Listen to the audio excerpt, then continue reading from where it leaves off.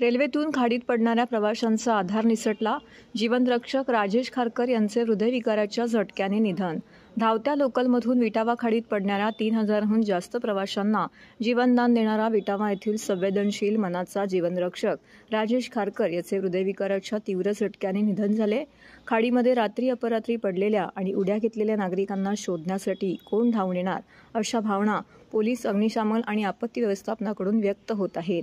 जणू देवी देणगीच प्राप्त असलेला राजेश विटावा खाडी किनारी कुटुंबासमवेत अनेक वर्षापासून राहत होता.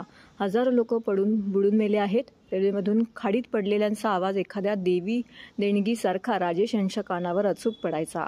धोधो पावसातही त्याला हे आवाज स्पष्ट यायचे आणि कशाचाही तमा न बाळगता रात्री बेरात्री तो पुराच्या पाण्यातही बेभानपणे रेल्वेतून खाडीत पडलेले किंवा जीवनाला कंटाळलेले नागरिक आत्महत्या करण्याच्या उद्देशाने खाडीत उड्या मारायचे.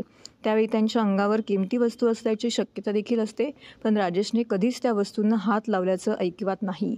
उलट पुढील कार्यवाहीसाठी तो पदरमोड करत असे, अशी माहितीही काही रहिवाशांनी दिली आहे. अनेक जीव वाचवलेल्या राजेशला वाचवण्यात मात्र नातेवाईकांना अपयश आले.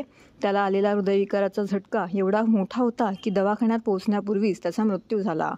सकाळी त्याच्यावर अंत्यसंस्कार करण्यात आले. त्याच्या निधनाने परिसरात सामाजिक क्षेत्रामध्ये हळहळ व्यक्त होत आहे. त्याच्या पश्चात पत्नी, मुले असा परिवार आहे.